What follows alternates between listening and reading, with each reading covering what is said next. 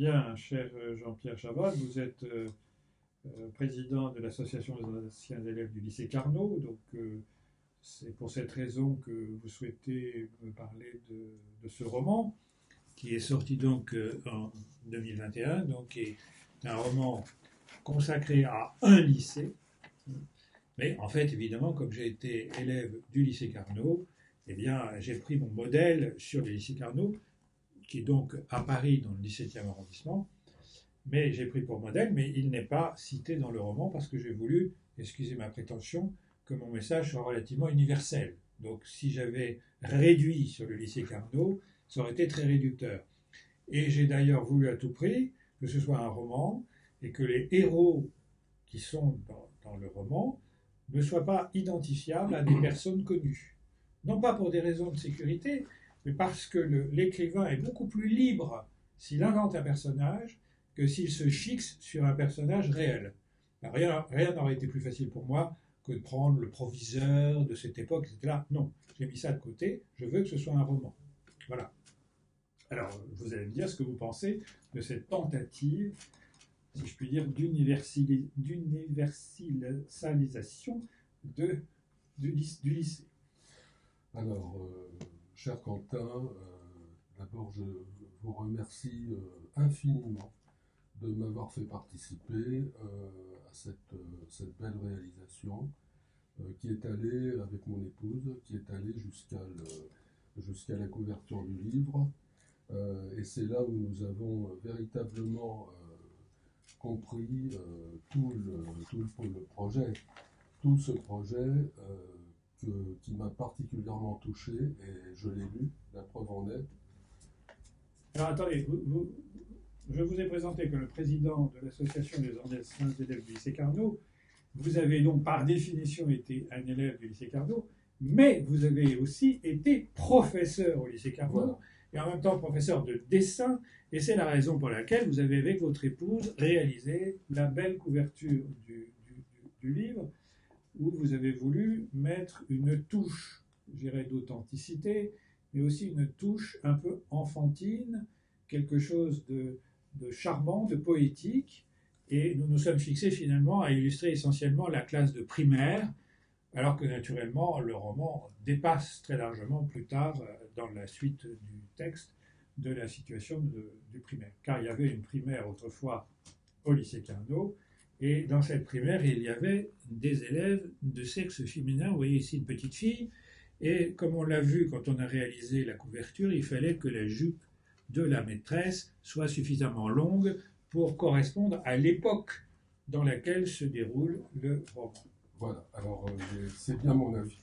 Puisque cette couverture a été inventée à trois, c'est-à-dire moi, mon épouse et toi, parce que tu es venu souvent à la maison pour te dire « Ah oui, mais là, ceci, cela, et puis non, ça, il faut faire ce... » Ça a été trois personnes. Oui, on n'a pas fait ça comme ça. Restons discrets.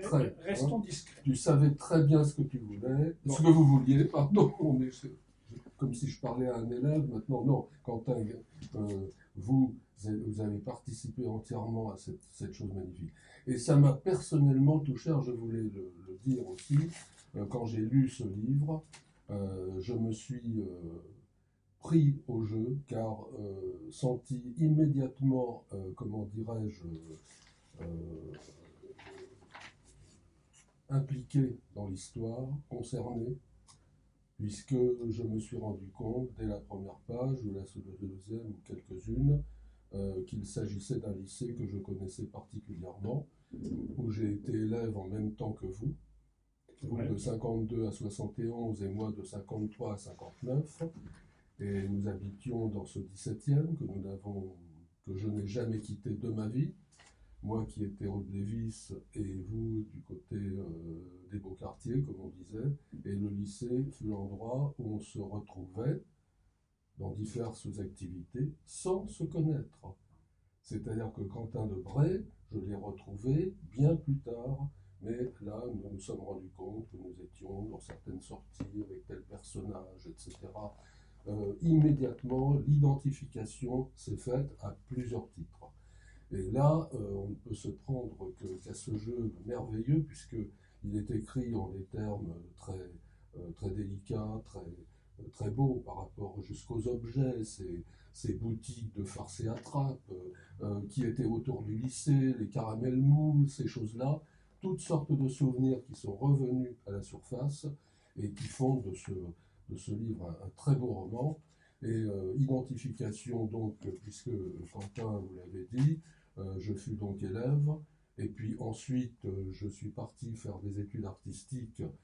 Moi j'étais un élève pas très brillant, hein, je ne voulais faire que du dessin.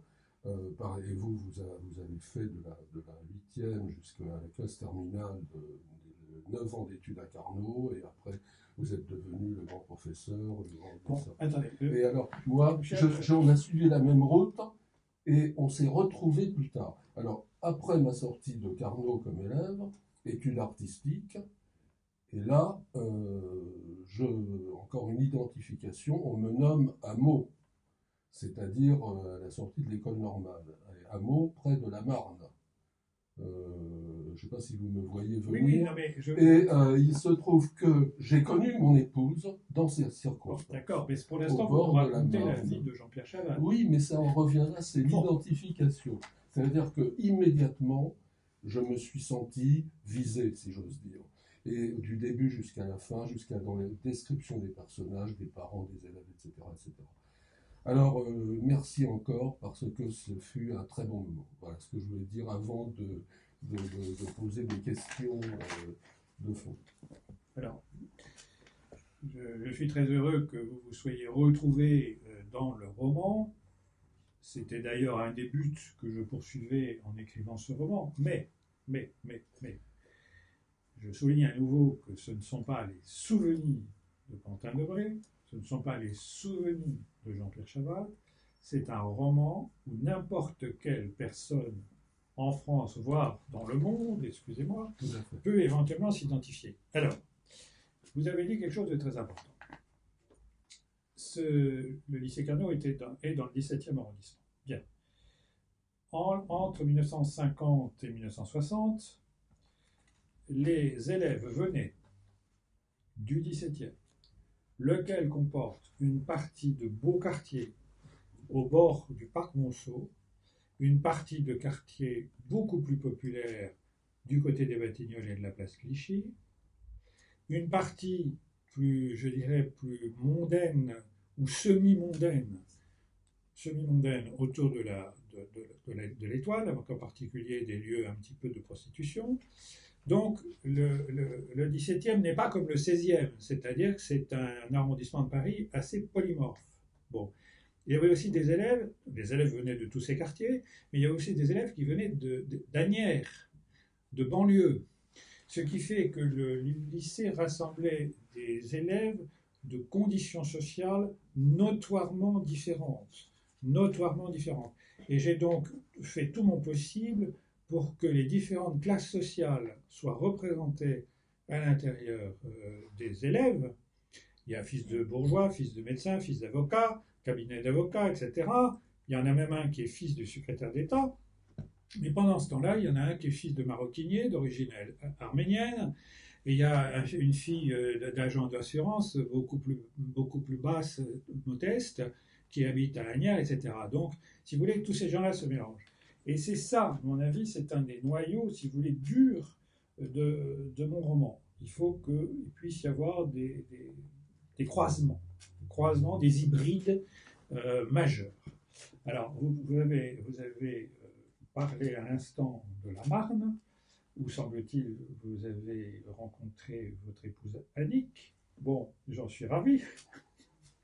Oui, très important. Oui, très important, parce que, évidemment, forcément, comme le livre se termine par une garden party au bord de la Marne, incontestablement, il va y avoir des gens qui vont tomber amoureux. Bon, donc, qui tombent amoureux au bord de la Marne. Tiens, très bien. Mais ça, c'est la fin. Avant d'en arriver là, avant d'arriver à cette garden party qui célèbre les succès au baccalauréat, puisque la plupart des élèves sont reçus au baccalauréat, tous, nous partons de la huitième, où là, cette fois-ci, attention, on a peur tout le temps, on a peur des mauvaises notes, on a peur d'être le dernier, il n'y avait pas de coup de règles sur la main, donc ça n'existait pas. Mais on pouvait avoir quand même des punitions. Je crois même qu'il y avait des gens qui étaient au piquet au fond de la classe. Moi, j'ai vu ça. Les mauvais points. Il y avait les mauvais points. Alors, il y avait aussi les mauvais points, il y avait les images, donne une image, etc. Bon, donc, il y avait tout ce système de punition et de récompense. Et puis, surtout, moi, je pense qu'il y a aussi les conditions physiques. J'en parle beaucoup parce que je pense que les conditions physiques changent énormément au cours des années scolaires. Dans le primaire, on se salit, on se roule par terre, on a la morve-au-nez, on est poussiéreux, on a les genoux couronnés parce qu'on se casse la figure au moins 2-3 fois par semaine, on est couvert de mercurochrome, on joue avec des balles qui sont couvertes de poussière et de boue, etc. Donc on se roule par terre et en plus on va partout. Hein. Mais 3 ans plus tard, ou 4 ans plus tard, quand on est en quatrième, en troisième, on a une cravate, on a un gilet, on a une veste, on est des petits messieurs. Et là, en troisième, ah oui, en troisième, à 14 ans, on est des petits messieurs et on ne peut plus se permettre de se rouler par terre, etc. Et donc, il y a pratiquement plus de chahut à ce moment-là. Et donc, il y a des métamorphoses comme ça qui se succèdent. Alors, c'est là où j'aimerais votre avis sur les différentes classes, puisque le roman, alors, dans un moment d'ambition quasiment mégalomaniaque, j'avais voulu faire 4 petits romans. Ceci est composé de 4 petits romans, un peu comme le Quatuor d'Alexandrie de Durel. Et donc, il y a 4 petits romans. Chaque petit roman correspond à une classe. Bon, la troisième, la septième, la seconde et la terminale. C'est comme ça que ça se présente. Ça commence par la troisième, on recule à la septième, ensuite on arrive à la seconde, et ensuite, là, l'année, effectivement, terminale, on va sortir du lycée. Voilà. Donc, c'est comme ça que ça se compose, avec chaque fois, à mon avis, vous allez me dire ce que vous en pensez, une ambiance, une atmosphère un peu différente. Voilà, c'était l'objet de ma deuxième question. Alors, pour y revenir, parce que j'ai préparé quand même 4 questions, en essayant de ne pas trop compliquer les choses, ou de tomber à côté. Et c'est vrai, ces 4 parties du livre, on pense aux 4 parties égale 4 classes. Et après viennent quelques questions, mais on les reprendra après, si vous voulez bien. D'abord, pour le fond du roman, le sujet semble clair et limpide. Que se passe-t-il entre filles et garçons? Quel est leur devenir? S'agit-il d'opposer les caractères entre les filles et les garçons, ou entre les filles et les filles, ou entre les garçons et les garçons? N'y a-t-il pas un risque de non-différenciation des personnes dans l'atmosphère de l'engagement des souvenirs? Du côté de chez Swann, peut-être, peut-on dire par rapport au quartier? C'était ma première question. Alors, quand on se lance, comme moi je l'ai fait, dans un roman qui est assez épais et qui met en place un certain nombre de personnages, il faut qu'on fasse très attention à ne pas refaire 2 fois le même personnage. Il faut arriver à les différencier. Alors d'abord, il y a un premier moyen de les différencier, c'est qu'il y en a qui occupent une place importante et d'autres qui sont manifestement en deuxième rang. Bon, c'est ce qu'on appelle les personnages secondaires, etc. Bon. Et puis il y a quasiment des figurants, parce qu'il y a des gens qu'on voit une fois. Second rôle. Les seconds rôles, voilà, les seconds. Les seconds rôles. Alors, effectivement, des images me sont apparues, mais qui sont ce qu'on appelle des chimères, c'est-à-dire composées de gens que j'ai connus, mais complètement réadaptés et refaçonnés. C'est-à-dire que de cela va sortir un personnage que j'aime beaucoup, qui est Annabelle Persicot, qui est la catholique, qui est la jeune fille catholique, qui va à la messe avec, à l'époque, le foulard autour de la tête, l'imperméable, etc., les talons, les talons bottiers, et qui s'agenouille pendant la messe, etc. Bon, c'est Annabelle Persicot. Une grande brune, un peu mince, un peu maigre, etc., qui va d'ailleurs faire partie des Jeannettes. Hein. Bon. Le nom a été romancé, puisqu'il a changé de nom. dans le roman. Non, Annabelle Persicot, c'est le nom du... Je parle de... Vous êtes en train de m'expliquer que c'est un personnage réel. Je viens de vous expliquer que je l'ai façonné. Oui. Bon. Donc un nom que vous avez imaginé. Alors. Tout à fait. Mais le souvenir est que elle vient d'un souvenir précis. Mais pas du tout. Non, pas du tout. Je suis en train de vous expliquer, vous n'avez rien compris. J'avais cherché le rapport. Non. Bon. Je viens de vous expliquer que j'ai inventé les personnages. Oui. Bien. Bon, ne cherchez pas plus loin. Non, d'accord, mais on peut essayer. Et ben, vous avez le droit, par contre, si vous voulez projeter sur quelqu'un, je ne vous en empêche pas. Enfin, moi, je vous dis que cette personne, je l'ai façonnée. Bon. Bien. S'oppose à Annabelle Persicot, sa symétrique, qui est Véronique Malibran. Voilà. Et il y a au début, dans la première partie, une longue discussion. Elles sont là toutes les deux, elles sont allées faire les courses du côté de Montmartre, parce que là, il y a un marché où on vend des tissus, etc. Elles sont l'une à côté de l'autre, et la première, elle dit, moi je serai vierge jusqu'à mon mariage, et l'autre lui répond, moi au contraire, j'ai envie de passer à l'acte le plus vite possible. Bon. Donc il y a un long dialogue à ce sujet, et avec un raisonnement dialectique, etc. Ça, ce sont deux personnages importants qu'on va revoir pendant tout le roman. Et vous avez, de l'autre côté, vous avez Jérôme Sévrien, qui lui est un garçon plutôt timide, etc. Et puis son ami, qui s'appelle Édouard Duvernay, lui, c'est le fils d'un médecin, qui, je dirais, peut-être plus à l'aise sur le plan social, plus d'argent, et il ira au sport d'hiver à Davos, et là il va rencontrer une jeune fille, etc. Je répète à nouveau que ce sont des personnages inventés. Bien. Bon. Sport d'hiver aussi. Oui, le sport d'hiver aussi. Là-dessus, il se passe un certain nombre d'intrigues, et il y a des personnages qu'on voit un petit peu moins longtemps. Je pourrais les citer. Il y a Albin Giraud, qui est un personnage très modeste. Ses parents ont divorcé, il vit seul avec sa mère. Il y a Alain Duval, qui est très riche, qui vit rue Fortuné. J'ai mis Fortuné, ça pourrait être Fortuny, d'abord, etc. Ça, c'est un garçon très riche. Ils ont un château, etc. Enfin bon, mais on s'aperçoit que le père travaille énormément. Fortuné venant de Fortuné. On peut dire ça si on veut. Et puis, on s'aperçoit que malgré tout, il faut qu'il fasse attention parce qu'il faut travailler tous les jours, c'est un homme d'affaires, etc. Donc, on va opposer comme ça Albin Giraud, etc. Bon. Intervient à un moment donné un certain Manuel Artaban, qui est lui d'origine arménienne. Alors là, c'est des gens plus vulgaires, c'est la maroquinerie de la rue Saint-Honoré. Lui, bon, il est avec des blousons de cuir. Il a des belles chaussures, mais sur le plan il est très peu cultivé. Il ne sait pas ce que c'est que la littérature à la mode, etc., que le jazz à la mode, tout ça, il est à côté de la plaque à chaque fois. Voilà. Donc, on voit très bien que tous ces personnages sont différents les uns des autres, presque complémentaires en quelque sorte. Alors, la grande question qui se pose, il y a aussi un personnage extrêmement timide qui s'appelle Gilbert Godard, on ne l'entend jamais, il est dans le fond de la classe, il a des grosses lunettes. C'est très subtil comme rapport entre les êtres et les choses. Oui.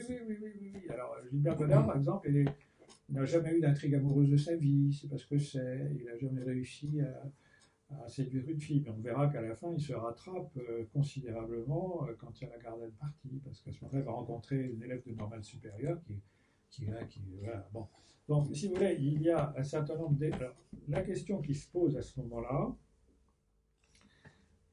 c'est comment ces personnages vont s'épanouir ou pas au cours du roman. Donnez-moi un peu votre avis sur cette question. On va y venir avec les questions qui suivent. Donc, pour en revenir aux 4 parties du livre, 4 parties égale 4 types de classes, puisque vous en avez connu plusieurs classes dans les 7 ans, 8e, etc., jusqu'en terminale. Mais là, il y a 4 types de classes. Est-ce que les états d'esprit ont été différents selon ces classes, dans chacune de ces classes, entre guillemets? Est-ce qu'il y avait des états d'esprit différents et quelle a été l'année la plus riche? Alors, vous posez une question très importante. Moi, j'ai souvent rencontré des gens qui me disaient au lycée, je me suis ennuyé pendant 12 ans, des trucs comme ça. Bon. C'est complètement faux pour ce qui me concerne. Je pense que le paysage change considérablement d'une classe à l'autre. D'abord parce que ce n'est pas toujours les mêmes élèves. Il y a des élèves qui ont disparu, il y a des élèves qui disparaissent. Il était là en cinquième, il était à il a disparu. Donc il y a des élèves qui disparaissent, puis il y en a d'autres qui arrivent. Bon. Ils arrivent parce qu'ils rentrent dans le lycée ou parce qu'ils ont redoublé aussi. C'est-à-dire qu'ils ont redoublé. Donc la composition change d'une année sur l'autre.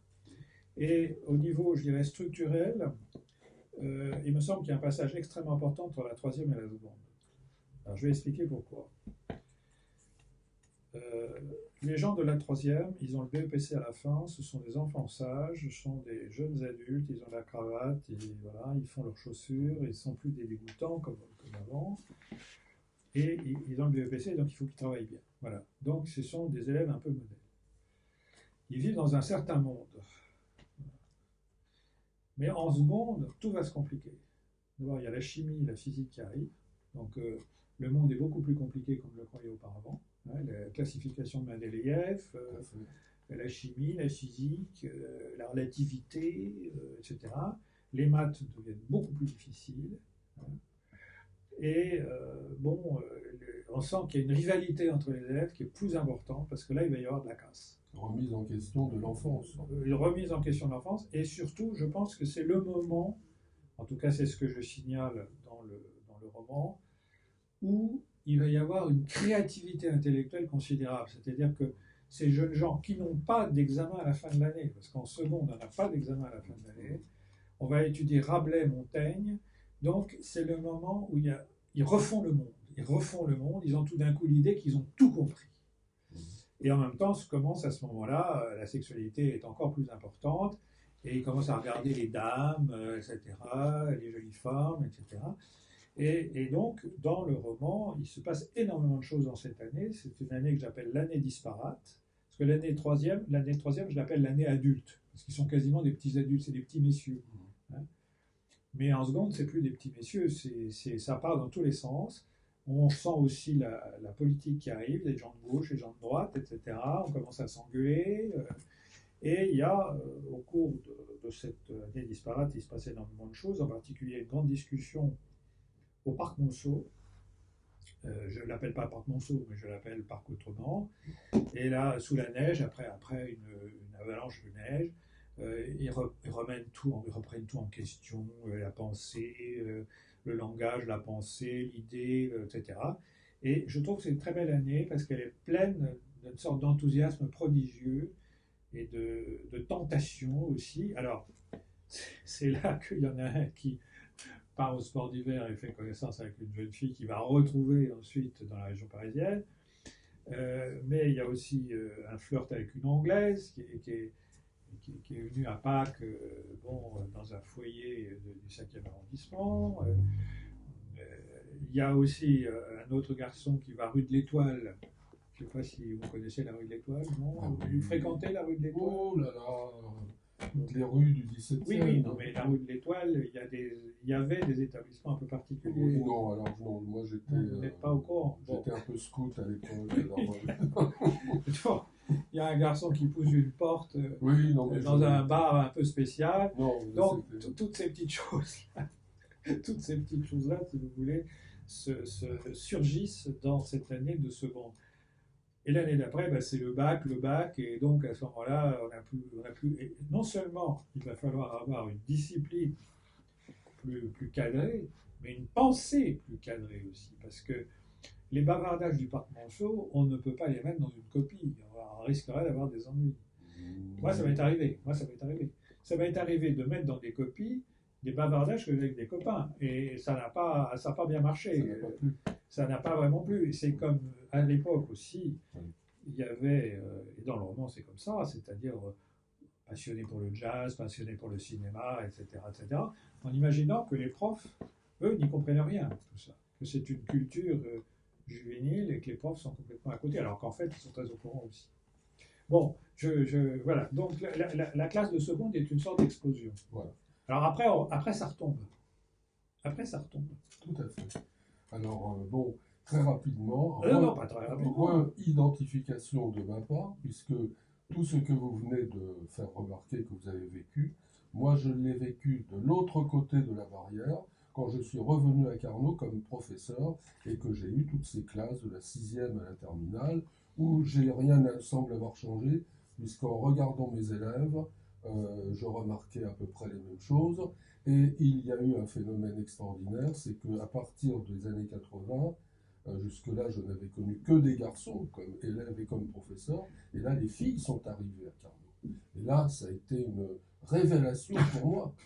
Oui, parce qu'alors là, j'ai eu beaucoup de chance, parce que je ne sais pas ce que je leur ai fait, mais ça a marché très très fort, et c'est la raison pour laquelle je suis resté à Carnot 32 ans comme professeur. Alors, à ce moment-là, nous allons aborder une question fondamentale. C'est est-ce que premièrement, les élèves évoluent? Vous posez la question. Non, on peut dire après cette constatation et cette réidentification, on peut vous demander si les événements divers, quels qu'ils soient, vont-ils changer la vie de ces personnages, ou est-ce qu'il y a une prédestination, ou bien restent-ils intangibles, restent-ils comme ils étaient au départ? Est-ce qu'il y a des rencontres exceptionnelles? Oui, sans doute. Ou est-ce que le coup de foudre existe? Alors, Et est-ce qu'il y a des évolutions ou des choses qui en restent au marasme? bon, alors, j'ai voulu une fois de plus faire un roman. Oui. En tant que psychiatre, je sais qu'il y a des événements qui se produisent dans des lycées qui peuvent entraîner comment dirais-je, des drames. Je suis témoin. Bon. Ouais. Un élève a été collé alors qu'il pensait être machin. Un élève a été foutu à la porte alors qu'il n'avait rien fait. Il y a un certain nombre de drames qui se produisent dans les lycées. Je suis parfaitement au courant, je le sais par mon métier. Très grave quelquefois. Très grave. Moi, personnellement, je n'ai jamais vécu ça au lycée. Et je ne l'ai donc pas mis dans mon roman parce que je ne voulais absolument pas que ce soit un livre dramatique. Je ne le voulais pas. Voilà. Et c'est plutôt le contraire, c'est-à-dire que les rencontres qui se déroulent dans mon roman sont globalement des rencontres positives, même si un certain nombre de liens sentimentaux se défont, enfin ne se font pas ou se défont, ce qui est quand même très fréquent, c'est-à-dire on croit une jeune fille, on croit qu'on va la rencontrer, puis finalement ça ne marche pas. Bon, donc il y a un certain nombre comme ça de désaboutements, si je puis dire, dans le truc, mais il y a aussi et surtout des rencontres qui vont modifier de façon importante la suite de la vie de ces personnages. Voilà. Et il y en a plusieurs, donc je ne vais pas les raconter parce qu'un lecteur éventuel les découvrira. Il y a d'abord, bon, mine de rien, la relation d'un garçon qui s'appelle Sosten Lanctot, qui fait connaissance avec une dame qui vient dans une chambre du 6e étage de son immeuble pour vendre des savons, enfin pour être représentante, enfin plus exactement, de savons qui viennent de Provence. Et voilà, donc là, il y a une initiation, voilà. Il y a une scène de genre, si je puis dire, de l'initiation d'un jeune homme par une dame. Voilà. Bon. L'archétype de la bonne... c'est pas une bonne, non, attention. C'est pas une bonne, c'est pas ça pourrait... non, c'est pas une bonne, c'est une dame, 35 ans, très élégante, méridionale. Tout à fait. Et puis, en dehors de ça, effectivement, il y a des flirts, et surtout des déclarations d'amour, et je pense que là, j'ai voulu à tout prix qu'il y ait une déclaration d'amour assez emblématique entre une jeune fille lycéenne, bachelière, qui est la fille d'un agent d'assurance et qui habite à Asnières, et qui rencontre le fils du secrétaire d'État, qui lui va rentrer en Sciences Po. Donc il y a là une espèce de rencontre, et il y tient, je veux dire, il y tient, il dit je veux, c'est une déclaration d'amour assez émouvante. Et puis il y a le même Sosten Lanctot qui se retrouve avec Annabelle Persicot, c'est-à-dire que tout d'un coup, le fils de l'avocat rencontre le fils de la fille parfaitement catholique, etc. Donc là le truc. Voilà. Donc ces différentes relations vont modifier la vie de ces individus. Incontestablement. Donc les événements peuvent être extrêmement marquants. Par contre, il faut voir que certains individus n'évoluent pas. Et là, c'est assez douloureux.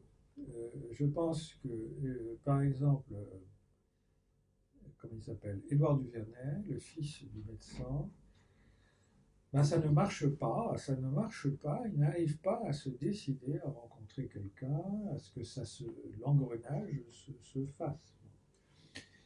Et puis il y a aussi un autre cas que je considère comme douloureux, c'est un garçon qui s'appelle Didier Sabin, qui est aussi le fils de quelqu'un de plus ou moins modeste. Et lui, il a toujours été premier, finalement, il était parmi les forts en thème, enfin il a été excellent.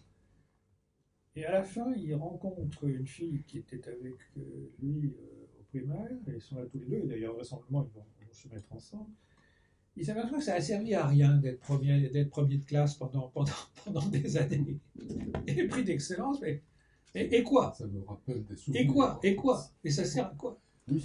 Et ça me paraît assez douloureux, enfin assez amertumant. Frustrant. Pas frustrant. Oui, non mais je me suis posé la question. Oui. Non, parce que bon, voilà, on a un prix d'excellence et alors après, on part en vacances, il n'y a rien de nouveau, quoi. Ça a permis, il repart avec des bouquins. Parce qu'à l'époque, il y avait quand même une distribution des prix. Hein. Oui, moi, j'avais toujours le plus petit. D'ailleurs, le prix de dessin, c'était le plus petit. Donc, si vous voulez, du bon usage du lycée, au fond, au bout du compte, du bon usage du lycée, qu'est-ce qu'on en fait du lycée? Bon. Alors, il y a quelque chose aussi qui n'est pas dans mon roman, et qui est certainement dans d'autres romans que des gens ont écrits sur le lycée. C'est-à-dire qu'à aucun moment, un professeur ne devient un maître à penser. Mon cousin Régis Debray, oui, il était à Janson de Sailly. Alors là, Janson de Sailly, il n'y a pas de problème, c'est homogène, bon, on est là au Japon. Et il dit chaque fois, souvent, il dit, j'ai eu un professeur de philosophie qui s'appelait Muglioni, qui m'a vraiment enthousiasmé, et qui a été un maître à penser pour moi. Et quand il a écrit, il y a quelques années, ce livre collectif, enfin ce livre qui rassemble ses écrits, s'appelle Quarto, il y a la photo de Muglioni.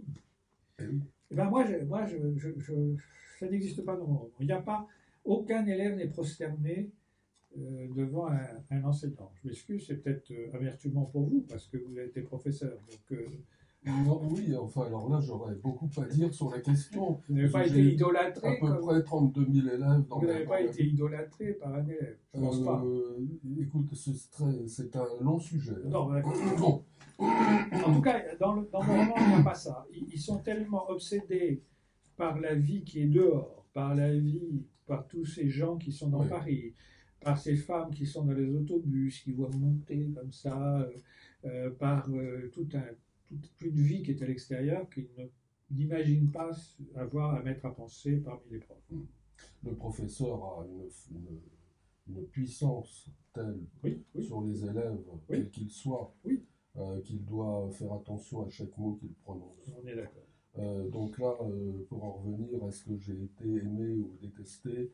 Je ne veux même pas le savoir. Non, mais mettre à penser, surtout. Mettre à penser, je n'ai jamais cherché à l'être d'aucune manière. Vous aviez un professeur communiste qui, lui... Bon, mais ce n'était pas mon cas. Non, mais ce n'est pas dans mon roman. Alors, j'en reviens, est-ce que le coup de foudre existe à cet âge-là, entre un garçon et une fille, ou le contraire? Alors, ça, c'est très important. C'est très, très important. Je pense qu'il y a, dans mon roman, et dans la vie aussi, il y a le moment. Il y a le moment, précis, à la seconde près. Voilà. Et là, c'est effectivement entre... C'est du ressenti. Au bord de la Marne, entre Denis Barzac et Louise comment s'appelle-t-elle? Oui, Louise. C'était au même endroit, mais j'y étais. Bon. Et il y a, comment ça s'appelle, Louise Alban, entre Louise d'Alban et Denis Barzac, ils sont au bord de la Marne, là. Il est là, il se demande même pourquoi il est venu. Elle s'agenouille pour regarder des petits canetons. Son épaulette tombe sur son deltoïde. C'est tout à fait ça. Oui. Et à ce moment-là, il a une espèce de vision. Et puis, ça ne peut plus s'arrêter. Une projection. Oui, non, il y a un moment. Et après, il développe. Parce que, bon. Et à la dernière page du livre, moi, je trouve que c'est un truc émouvant. Je l'ai fait exprès. Jérôme Sévrien qui sort de la distribution des prix, qui dit je n'irai plus jamais au lycée Carnot, s'aperçoit qu'il a 2 livres à rendre à la bibliothèque municipale de la rue qui est à côté du lycée. Vous devez connaître cette rue. Jacques Bingen. Il est 4h15, il se dit ça ferme à 5h. Si j'y vais pas maintenant, bien.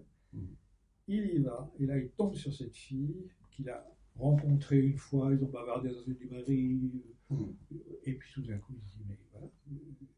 Et puis à ce moment-là, il y a ce moment qui est un moment clé, et on sent que c'est là-dessus que se termine le roman, et on sent qu'ils vont se revoir.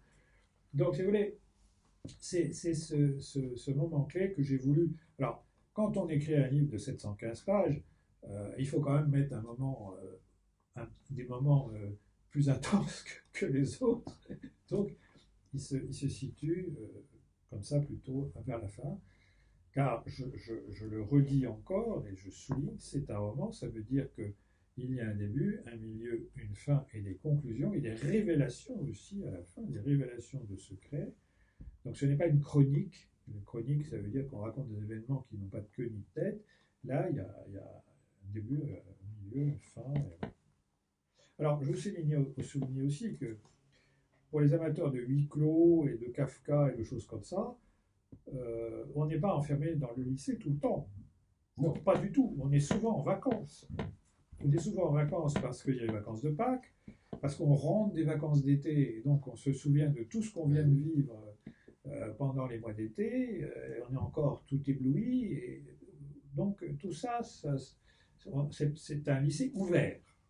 Tout à fait. Voilà. Même sur le quartier. Il y avait le lycée et l'environnement. Le quartier, bien entendu. Mais je n'ai pas voulu faire un roman régionaliste. Pour préciser les choses. Oui, il y a la boulangère, il y a le magasin de farce et attrape. Oui, le magasin de farce et attrape, mais aussi la boulangère avec la vendeuse. Oui, tout à fait, etc. Enfin, bref. Enfin, on peut se demander, au fond des choses, on dit que le mystère, quand il n'est plus là, tue l'amour.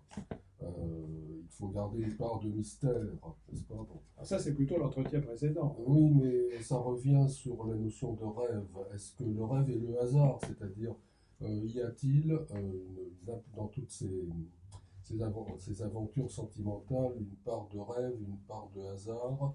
Où est le début de l'amour?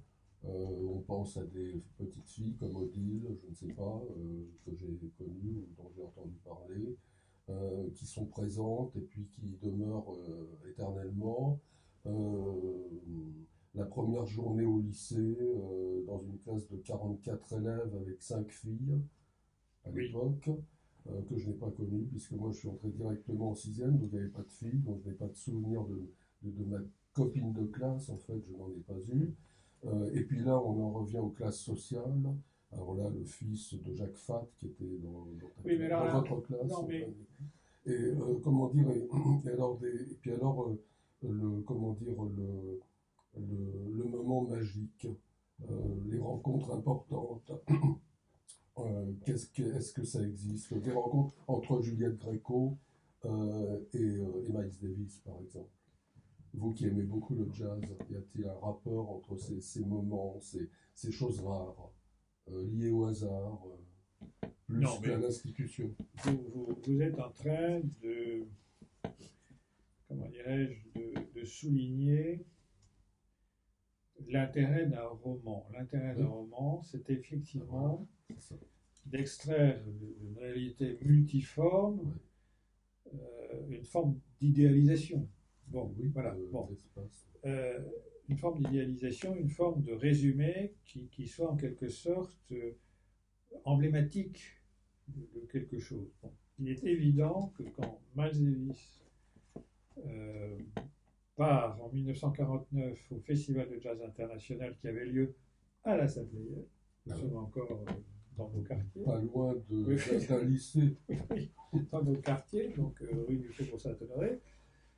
Il est évident que quand Miles Davis part à Paris, il ne sait absolument pas qu'il va rencontrer Juliette Gréco. Ça, c'est évident, il ne sait pas ça.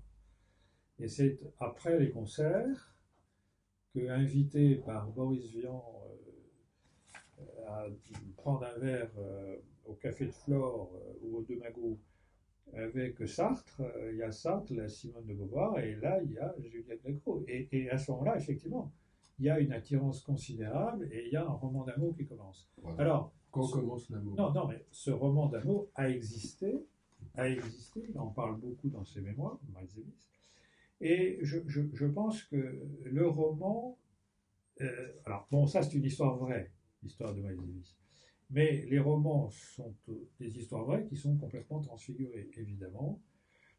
Et dans mon roman, il n'y a pas d'amour au sens vrai du terme dans le primaire. Il n'y en a pas.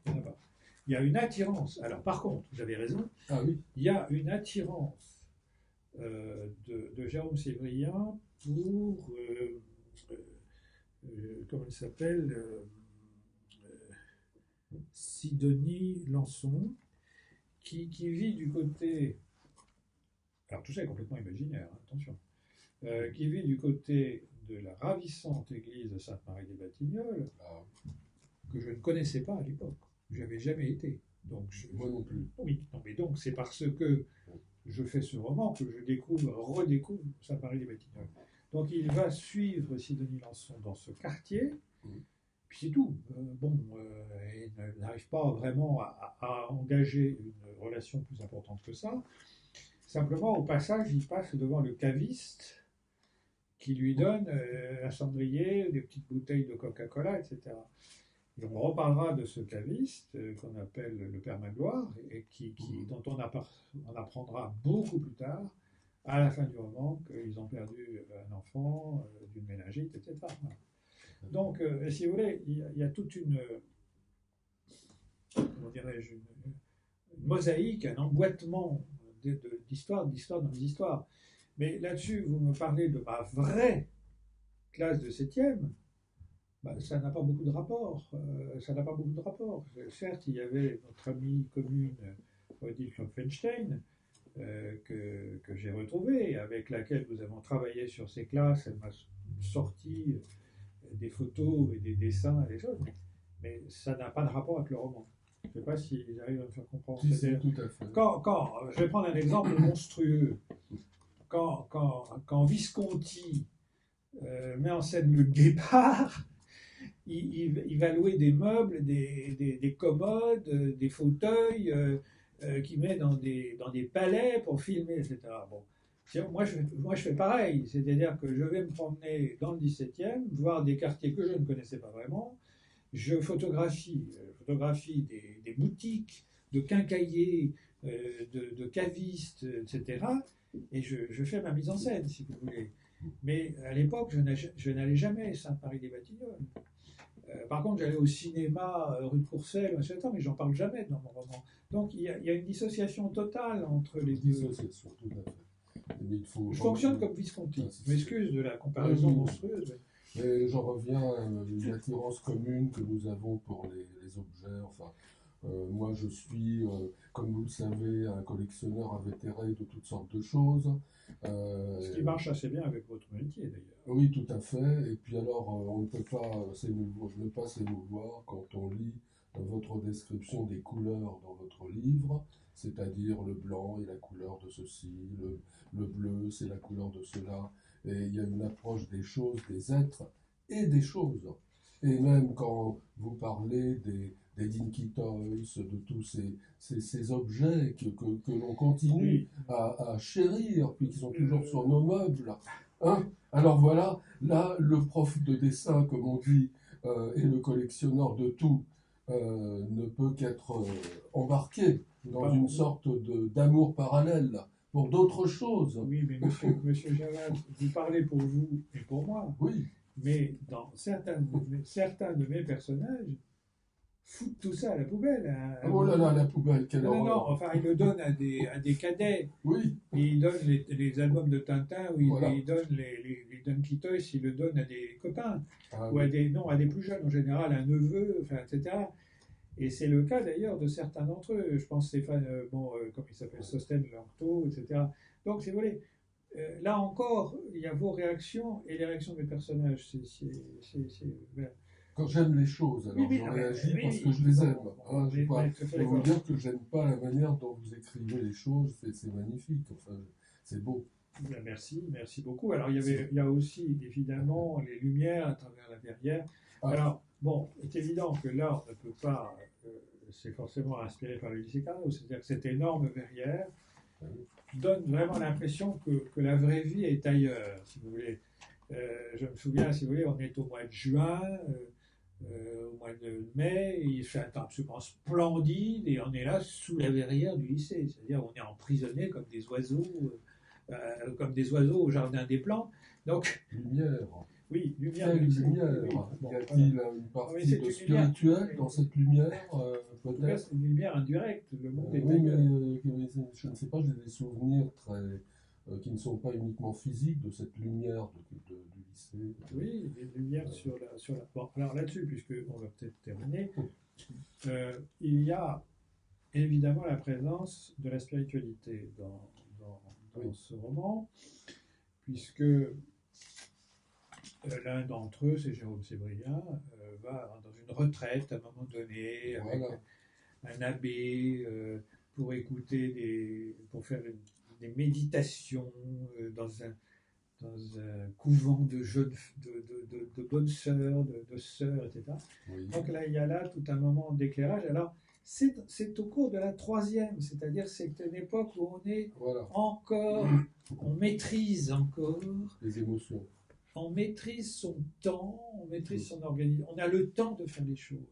Alors qu'en seconde, ça va être hélicoïdal, on part dans quelque chose de spirale qu'on ne contrôle plus. Voilà. J'ai tout à fait vécu tout cela. Et encore une fois, ce qui est très beau dans notre aventure qui continue, puisque j'ai pris ma retraite il y a 16 ans déjà. Et depuis 16 ans, je suis à Carnot tous les jours parce que nous sommes devenus président et vice-président de l'association amicale des anciens élèves de Carnot. Et Quentin est toujours fidèle à cette espèce de vie que nous avons en commun. Voilà.